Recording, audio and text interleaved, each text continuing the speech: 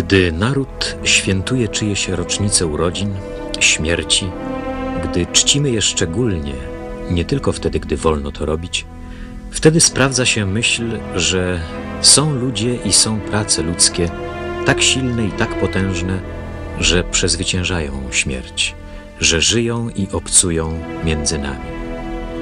Prawda śmierci okrutna, prawda śmierci potężna nie istnieje dla niego. Postać Józefa Piłsudskiego, jego życie i jego czyny są jak opoka, na której można się oprzeć. Postać, którą władza komunistyczna wykreśliła z historii na blisko pół wieku, a jednak żył w pamięci narodu, potrzebny szczególnie w trudnych chwilach.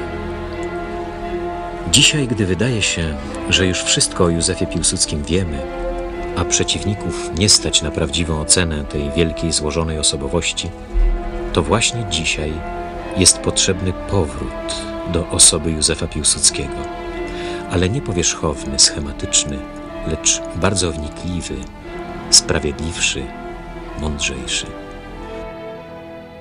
W dniu dzisiejszym oddajemy hołd marszałkowi Józefowi Piłsudskiemu, człowiekowi, dzięki którego woli i geniuszowi po 150 latach niewoli Polska odzyskała niepodległość i który zorganizował państwo polskie samodzielnie i zupełnie suwerennie rozwiązujące wszystkie swoje problemy. I naszym zdaniem Związku Piłsudczyków nie można dopuścić do marnotrawienia doświadczeń II Rzeczpospolitej, bowiem te doświadczenia to pełna skarbnica, z której należy czerpać i korzystać. Często słyszy się dzisiaj, jaka szkoda, że nie ma Piłsudskiego. On by wiedział, co zrobić. Wtedy spróbujmy zapytać siebie, jaki był, jak zachowywał się w trudnych chwilach, z jakiego domu wyrósł, co sprawiło, że tak prawdziwie brzmią słowa wypowiedziane przez niego. Ten tylko człowiek jest wart nazwy człowieka, który ma pewne przekonania i potrafi je bez względu na skutki wyznawać czynem. Piłsudski potrafił swoje przekonania wyrażać czynem od najmłodszych lat. Wieczny konspirator walczący z carską Rosją jako uczeń gimnazjum wileńskiego, potem student medycyny w Charkowie, znowu w Wilnie, 5 lat zesłania, Syberia, konspiracja, redakcja Robotnik, aresztowanie, Cytadela, 10 pawilon. Ojciec był komisarzem powstania na Żmudzi. Po ojcu odziedziczyłem zdolności, po matce charakter. Matka od dziecka wpajała miłość do Polski, konieczność walki ze złem, z wrogiem, do końca, do zwycięstwa. Nie starała się nawet ukrywać przed nami bólu z powodu upadku powstania styczniowego. Wpajała konieczność walki, podniecała uczucie godności osobistej. Od najwcześniejszego dzieciństwa zaznajamiała nas z utworami naszych wieszczów: Słowackim, Mickiewiczem, Krasińskim, Sienkiewiczem. Mówiliśmy ich strofy na pamięć całymi godzinami. To matka kazała mi po kilka razy dla niej mówić wiersz Słowackiego: dumni nieszczęściem nie mogą za innych śladem iść tą samą drogą. W gimnazjum uczyli i wychowywali pedagodzy carscy, którzy za system mieli możliwe zgnębienie samodzielności i godności osobistej swych wychowanków. Bezsilna wściekłość, że muszę znosić w milczeniu deptanie mojej godności, słuchać kłamliwych i pogardliwych słów o Polsce, Polakach, ich historii, paliłem policzki. Przysięgałem, że zrobię powstanie i zwyciężę. Ze specjalną ciekawością czytałem wszystko o rewolucji francuskiej i pytałem, dlaczego my, Polacy, nie możemy zdobyć się na taki zapał i taką zajadłość rewolucyjną wielkich mas, by zwyciężyć zło i hańbę. Przypominanie tych faktów z dzieciństwa, młodości Józefa Piłsudskiego jest dzisiaj szczególnie potrzebne. Dzisiaj, Gdy różni przywódcy i kreatorzy życia politycznego wmawiają, że nie ma sensu wracać do przeszłości, że dzisiaj nam to niepotrzebne, po co historia, po co pamięć o pokoleniach przed nami, mówią, że dla nas dzisiaj są nieprzydatne tamte wzorce. My, tutaj zebrani, musimy wiedzieć, do czego zobowiązuje nas wielkie dzieło jego życia. Musimy tę pasję, tę miłość, honor, upór, godność, umiejętność działania przekazać innym. Chłopcy, naprzód, na śmierć czy na życie, na zwycięstwo czy na klęski. Idźcie czynem wojennym budzić Polskę do zmartwychwstania. Gdym szedł 6 sierpnia w pole, chciałem, by w Wielkiej Wojnie Światowej toczonej na polskiej ziemi nie zabrakło polskiego żołnierza. Chciałem, by Polska, która tak gruntownie po 63 roku o mieczu zapomniała, widziała go błyszczącym w powietrzu w polskich rękach. My, obecnie stojąc w boju, mamy do obrony skarb, któryśmy bezsprzecznie zdobyli.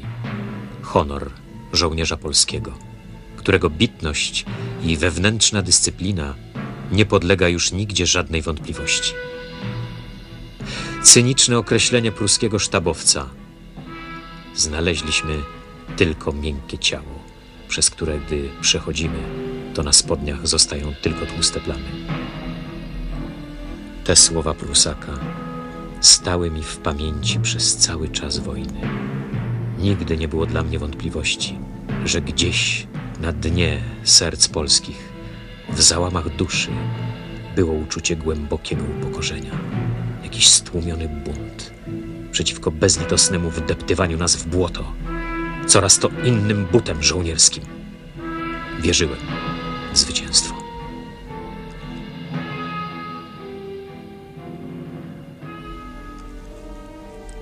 Piłsudski nie lubił w Polakach znamion niewolnictwa i dlatego tak zapalał swoich młodych chłopaków do walki o honor żołnierza polskiego. Ignacy Matuszewski po latach w rocznicę 11 listopada napisał: Piłsudski walczył nie przeciw 3 zaborcom, lecz przeciw 4. 4, najgroźniejszym, najbardziej despotycznym, była przeszłość Polski. Piłsudski zwyciężył. Biskup Kakowski w 1937 roku powiedział: Józef Piłsudski był wtedy jedynym człowiekiem danym przez opatrzność, który mógł stać na czele odradzającej się Polski. Dzisiaj bardzo szkodliwe, paraliżujące wszelkie działania są znamiona niewolnictwa komunistycznego. Małość ludzka, tchórzostwo, perfidia, brak charakteru, nie mówiąc już o takich cechach jak honor, godność, dobroć. I dlatego ci, którzy nie ulegli, winni nieść tę siłę prawdziwej wolności. Każdy z osobna, na co dzień, musi szukać w sobie zwycięstwa. Dzisiaj nie wolno jedynie stwierdzić, że jest źle i trzeba stymulować działanie wokół siebie. Dzisiaj, przy okazji świętowania związanego z osobą Józefa Piłsudskiego, wzorem jego samego, wbrew zniewolonym małym ludziom, bądźmy dumni, by w ojczyźnie, co dumy nie znała, dumni być potrafili.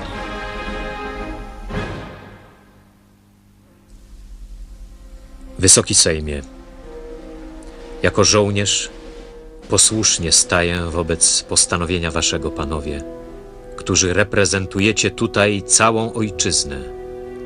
Liczę, że ułatwicie mi ogromnie niesienie tego ciężaru, który na barki mi włożyliście.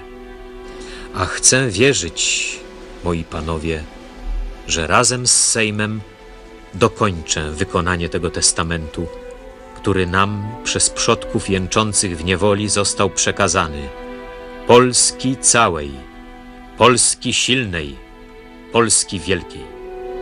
Wierzę, że tego dokonamy. Jeszcze raz dziękuję, panowie. My dzisiaj wiemy, jak układała się współpraca z Sejmem. Po roku od owego optymistycznego początku Józef Piłsudski mówił: od nas, polityków, i od narodu powinien iść do wojska walczącego na froncie głos władzy i otuchy, bo w 3/4 od tego zależy zwycięstwo. Zamiast tego dajecie demoralizujący obraz waśni, kłótni i rozdarcia. Generałowie wyrywani przez polityków nie potrafią służyć i słuchać. Chwila jest wyjątkowo groźna. Nie ma czasu do stracenia. Stoicie nad przepaścią. Możecie już jutro zacząć się wyżynać. Nie wiem, jakimi słowy mam was przekonywać, aby was natchnąć duchem pojednania. Jeżeli potrzebna do tego moja śmierć, to gotowym sobie w łeb wypalić, abyście zrozumieli, że to jest ostatnia chwila do ratunku. Ja wiem, co mam zrobić. Ja plan mam, ale jestem w ogniu najrozmaitszych oskarżeń i mnie samego bierze obrzydzenie do państwa, które ma tak traktowanego swego najwyższego przedstawiciela. Rok 20. Walka na śmierć i życie. Wykrwawiony, wygłodzony polski żołnierz. W prasie publicznie oskarżano naczelnika państwa o awanturnictwo, niekompetencje, dyletantyzm w sprawach wojskowych, domagając się jego ustąpienia. Tak szybko zapomnieli, właśnie pod jego dowództwem, zwycięstwa polskiego żołnierza, które doprowadziły go do Kijowa.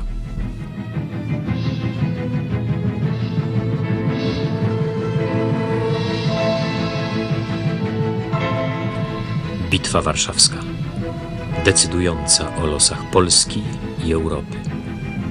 Piłsudski w szereg lat po wojnie tak mówił o swojej decyzji. Pamiętam noc z 5 na 6 sierpnia. Była to okropna noc, której nie zapomnę nigdy. Zastanawiam się nad różnymi planami. Każdy jest zły. Odrzucam wszystkie, tworzę nowe. Znowu je odrzucam. Po strasznej męce wiedziałem, co robić. Mogłem podjąć decyzję. Z góry zdecydowałem, że grupą kontratakującą, bez względu czy silniejszą, czy słabszą, dowodzić będę osobiście. Szef alianckiej myśli wojskowej w Polsce tak pisał o 18. decydującej bitwie świata. Zwycięstwo osiągnięte zostało dzięki strategicznemu geniuszowi jednego człowieka i dzięki przeprowadzeniu przez niego akcji tak niebezpiecznej, że wymagała nie tylko talentu, ale i bohaterstwa. Natomiast ten sam generał Weygand, którego Warszawa żegnała jako zwycięzcę, pisał potem: w ciągu 3 dni, które marszałek Piłsudski spędził wśród wojsk 4 armii, zelektryzował je. Przelał z własnej duszy w duszę walczących ufność i wolę pokonania wszelkich przeszkód. Pod żadnym innym dowódcą wojsko polskie nie dokonałoby z tym uniesieniem zażartym tej ofensywy, rozwalając siły 4 armii sowieckich, które dopiero co miały się za zwycięzców.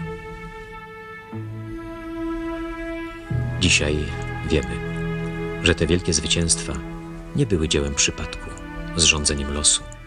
To wszystko miało solidną bazę w postaci wiedzy, przemyśleń, ciężkiej pracy całych dni i nocy.